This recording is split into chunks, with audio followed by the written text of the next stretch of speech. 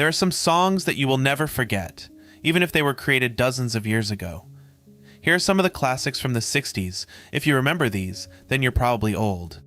Number 1, Waterloo Sunset. The Kinks, a popular band in the 1960s British music invasion, were known for their insightful songs and meaningful lyrics. Ray Davies, the lead singer and songwriter, captured the feeling of a changing Britain, gaining them a dedicated fan base. In 1967, they released Waterloo Sunset, a hit during the thriving British rock era, reaching number 2 on the UK charts. Originally intended as a tribute to Liverpool, the song evolved into a love letter to London. It vividly describes the city's sunset over the Thames, mentioning landmarks like Waterloo Station and St. Paul's Cathedral to create a nostalgic feeling. Ray Davies got the idea for the song from a dream featuring fictional characters, Terry and Julie. Although the song doesn't have a clear story, its vivid descriptions and wistful tone resonated with listeners, sparking various interpretations. The gentle piano melody complements the lyrics, with added strings and horns creating depth. Besides its catchy tune, the song showcases Davies' skill in telling stories with words, leaving room for personal understanding. Waterloo Sunset remains a beloved London anthem and a thoughtful reflection on city life. Mixing folk, rock, and pop influences, the song creates a unique musical experience that still captivates people today. Number 2, Respect. Aretha Franklin, widely known as the Queen of Soul, was a big deal in the 1960s music scene. She had a strong voice and was great on stage, breaking down musical and social barriers. One of her popular songs in 1967 was Respect. Originally, Otis Redding sang it, but Aretha put her own spin on it, changing the plea for respect from a man to a woman. This really connected with women pushing for equality, making the song a feminist anthem. Respect wasn't just for one type of music or group of people. It became a chant for the civil rights movement, resonating with the larger push for equality and respect for everyone. It even got some recognition during the Apollo 11 moon landing, showing how far its impact reached. Aretha Franklin's strong singing, along with the piano and the famous Sock It To Me backup singers, created a powerful musical force. Each instrument played a key role in getting the message across, making people pay attention and leaving a lasting impression. More than just a song, Respect became a timeless call to action. Even today, it still matters, inspiring bravery and a strong demand for fairness. Aretha's energy, passion, and powerful performance make Respect a song that people won't forget. Number 3, Blowin' in the Wind. Bob Dylan, known for his poetic lyrics and inspiring voice, was a key figure challenging the norms of the 1960s. In 1963, he released Blowin' in the Wind, a song that became central to the civil rights movement and Cold War tensions, making its message about peace, freedom, and equality even more impactful. What makes the song special is that it intentionally leaves things open to interpretation. Each part asks important questions about war, peace, injustice, and freedom, and the answers are like they're floating in the wind. This made people talk about it and connect with it, no matter their political or social views. The music keeps things simple, with Dylan's guitar and harmonica, along with some gentle bass and drums. This basic style makes the lyrics more powerful and lets the meaningful questions really sink in. Blowin' in the Wind is more than just a song of its time. It stays relevant. The timeless questions it asks about humanity and struggles encourage us to think and grow. The easy yet haunting melody, paired with Dylan's emotional voice, leaves a feeling that stays with you long after the music ends. Number 4, I Can't Get No, Satisfaction. The Rolling Stones, a group of British rock enthusiasts, burst onto the scene in the early 1960s, shaking things up in both music and society with their lively energy and rebellious attitude. In 1965, they released I Can't Get No Satisfaction, a song that perfectly captured the vibe of the era. This musical creation hit the airwaves during a time of increasing social and political tensions. The song boldly and directly criticized consumerism, media manipulation, and the expectations society placed on individuals. The unforgettable opening riff and Mick Jagger's straightforward vocals effectively expressed the frustration and dissatisfaction felt by a generation, questioning the norms that had been established. Legend has it that Jagger got the idea for the song while relaxing by a pool in Florida, watching TV commercials.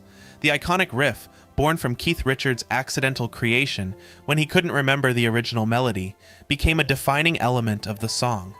Initially, some radio stations banned the song because of its suggestive lyrics and rebellious tone. The heart of the song's impact lies in the distinctive opening riff, skillfully played on Richards' fuzzed-out guitar. Simple yet electrifying, it quickly became an anthem of the rock genre. The rhythm section provided a strong foundation, complemented by Jagger's harmonica, which added a touch of bluesy grit to the overall composition. Number 5, Light My Fire. The Doors, led by the mysterious and captivating Jim Morrison, started in the mid-60s and became known for their psychedelic rock music. They had a unique sound, deep lyrics, and an exciting stage presence that pushed the limits of music. In 1967, they released Light My Fire, a song that became very popular during the Summer of Love, representing the era's spirit of trying new things and wanting freedom. The song mixes rock, jazz, blues, and Eastern influences in a way that's hard to put into one category. It has a different structure with changing tempos and moods like a psychedelic journey. Jim Morrison's singing is a big part of the song. His captivating deep voice, going from quiet to loud, adds a lot of feeling, pulling listeners into the musical experience. Even though the whole band is credited, Robbie Krieger mostly wrote Light My Fire. The famous organ solo by Ray Manzarek, improvised during recording, caused the song to be edited for The Ed Sullivan Show because it seemed to reference drugs. Every instrument in the band played a special part in creating the psychedelic sound. Robbie Krieger's powerful guitar, Ray Manzarek's swirling organ, John Densmore's energetic drums, and sometimes a bit of flamenco guitar all work together to make a musical picture that captures the feeling of the psychedelic era. Number 6, Sunshine of Your Love. Cream, a British supergroup with Eric Clapton on guitar, Jack Bruce on bass, and Ginger Baker on drums, dominated the late 1960s with their mix of blues, rock, and psychedelic sounds. In 1967, they released Sunshine of Your Love, and its impact continued into 1968, establishing Cream as pioneers of psychedelic rock. Sunshine of Your Love was more than just a song. It was a musical journey. It started with a catchy bass riff inspired by Jimi Hendrix, included Clapton's bluesy guitar, and ended with a lively drum solo by Baker. The song combined rock, blues, and psychedelic elements, creating a sound that was both familiar and mind-bending. Clapton's guitar solo was improvised in the studio, showcasing his distinctive blues style. Initially, some critics thought the song was too long and messy, but fans embraced it, and it quickly became a rock classic. Number 7, California Dreamin'. The famous folk rock band, the Mamas and the Papas, burst onto the music scene in 1965 with their timeless hit, California Dreamin'. This song perfectly matched the changes happening in the 60s, capturing the shared wish for freedom and a brighter future. Against the backdrop of societal shifts, the song became a meaningful anthem for those looking for a fresh start and a life that's a bit different. Crafted by John and Michelle Phillips, California Dreamin' was inspired by Michelle's homesickness for the warmth and sunshine of California, a welcome change from the cold vibes of New York City. Its universal themes of chasing dreams and yearning for an escape from reality resonated with many, turning it into a cultural symbol. The song found its way into numerous movies and TV shows, solidifying its place in our cultural history. The arrangement of the song, while seeming simple, had a captivating charm. Acoustic guitars created a gentle bass, letting the layered vocals of the Mamas and the Papas weave a mesmerizing tale of yearning. Subtle additions like chimes and finger snaps added depth, transporting the listener to the sun-soaked shores of California. Beyond its historical significance, California Dreamin' still holds its timeless appeal. The song's exploration of the desire for a better life and the enduring strength of dreams resonates through generations. The gentle melody and enchanting harmonies leave a lasting impression, encouraging listeners to join in and pursue their own sunshine. Number 8, Hey Jude. Do we even need to say it? The Beatles, a British rock band, totally changed the music scene in the 1960s. They influenced tons of people with their cool sound, catchy tunes, and lyrics that made you think. In the crazy times of the late 1960s, specifically in 1968, Hey Jude showed up like a comforting light, becoming one of their longest and most famous songs. Originally called Hey Jules, Paul McCartney wrote this song for Julian Lennon, who was John Lennon's son during his parents' divorce. While it was meant to bring comfort to Julian, it also connected with people going through tough times, turning into a song of understanding and strength for many. The part where they sing "na na na" over and over got longer in the studio because they ran out of tape. It held the record for being the longest single on the UK charts for a bunch of years. Lots of artists have covered it, proving it's loved by people all over the world. The music might sound simple, but it's actually super powerful. Paul's soft singing and acoustic guitar start things off, and then the other Beatles and the orchestra join in, building up to that feel-good na-na-na part. The message of the song, about getting through tough times and finding strength, still speaks to people of all ages and situations. Number 9. Suspicious Minds. Elvis Presley, known as the King of Rock and Roll, ruled the music scene in the 50s and kept on evolving in the 60s, trying out new styles and showing off his awesome singing skills. In 1969, he dropped Suspicious Minds, a bit different from his usual rock and roll vibe. This time, it was a deep and thoughtful, slow song that really connected with people. The song digs into the messiness of a troubled relationship, filled with doubt and insecurity. Elvis's strong singing captured the feelings of a guy stuck in a cycle of not trusting his partner. Even though Mark James originally wrote the song, Elvis's version became the one everyone knows, hitting number 1 on the Billboard Hot 100. At the end of the song, Elvis belts out Suspicious Minds over and over with more and more intensity, really bringing out all the emotions in the song. But it's not just about the singing. Elvis goes all out with his powerful vocals, showing the song's emotional ups and downs with a lot of truth and force. The song smoothly moves between quiet parts and big choruses, creating this exciting feeling of tension and release. Even though it talks about jealousy and doubt in relationships, the song still speaks to people of all ages. Number 10, Groovin' with Green Onions. This musical group came together at Stax Records, a big deal in Memphis during the 1960s. Booker T. Jones, the organ player, led the group, and they mixed blues, soul, and R&B, creating a tight, groovy sound that was all about Stax. In 1960s, Organisation 36 Osprey, Situ, they released Green Onions, one of their early tunes that really put them on the map, and inspired loads of musicians in different styles. The famous riff in the song, played by Booker T on his Hammond organ, was apparently thought up by the 17-year-old musician while he was practicing. When they recorded it, it felt like a laid-back jam session, and each band member added their own touches around that central riff. Even though it didn't have any lyrics, Green Onions clicked with people. Its simple but catchy tune and the solid rhythm section made it a favorite on the dance floor, and the bluesy feel brought out some real emotion. In Green Onions, every instrument gets a chance to shine.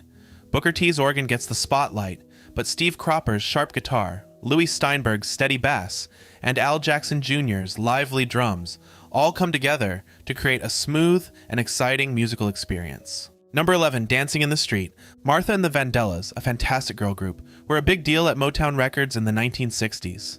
They were famous for their strong singing, lively performances, and lyrics that made you think. Plus, they played a crucial role in breaking down racial barriers in the music world. In 1964, they dropped Dancing in the Street, a tune originally written by William Mickey Stevenson, Marvin Gaye, and Ivy Jo Hunter. The music in this song perfectly matches its upbeat vibe. With lively horns, energetic drums, and Martha Reeves' powerful singing, it creates a contagious feeling that makes you want to dance. The arrangement is simple, but really effective, putting the focus on the message and the joy of dancing. Even though it sounds happy, dancing in the street has a deeper meaning about coming together and overcoming challenges. Its call to celebrate, as one still makes a lot of sense, especially when things seem divided. Number 12, Do You Believe in Magic? The Lovin' Spoonful, this awesome American folk rock band from the mid-60s, brought a lot of joy and good vibes to the music scene. Their hit, Do You Believe in Magic, released in 1965, landed right in the middle of summer, becoming a huge success and setting the tone for Lovin' Spoonful's entire career. The idea for the song came from John Sebastian, who noticed how music has this magical power to transport people. The lyrics are full of playful images and a touch of innocence, inviting everyone to feel the joy and wonder of music. Interestingly, the band didn't plan for it to be a single, but it turned out to be a massive hit. The music sounds simple, with acoustic guitars, drums, bass, and John Sebastian's harmonica. Yet, the way they put it all together is tight and full of energy, capturing the playful feeling of the song just right. Number 13, Time of the Season. The Zombies, a British rock band from the mid-60s, were known for catchy tunes and deep lyrics. While hits like She's Not There made them commercially successful, their masterpiece, Time of the Season, arrived just as the band was breaking up, cementing their legacy as psychedelic rock pioneers. Released in 1969, but recorded in 1967 due to label disputes, Time of the Season paints a bittersweet picture of summer's end, reflecting on fleeting love and missed opportunities. The melancholic tone resonates with anyone who has experienced loss or change. The iconic bass line was inspired by Ben E. King's Stand By Me. The call and response vocals, "What's your name? Who's your daddy?" added a unique and memorable touch. The lush orchestral arrangements and Colin Blunstone's soaring vocals elevated the song to a cinematic level. Beyond the melody, the seemingly simple lyrics offer multiple interpretations, allowing listeners to connect with the song on a personal level. Number 14, Gimme Shelter.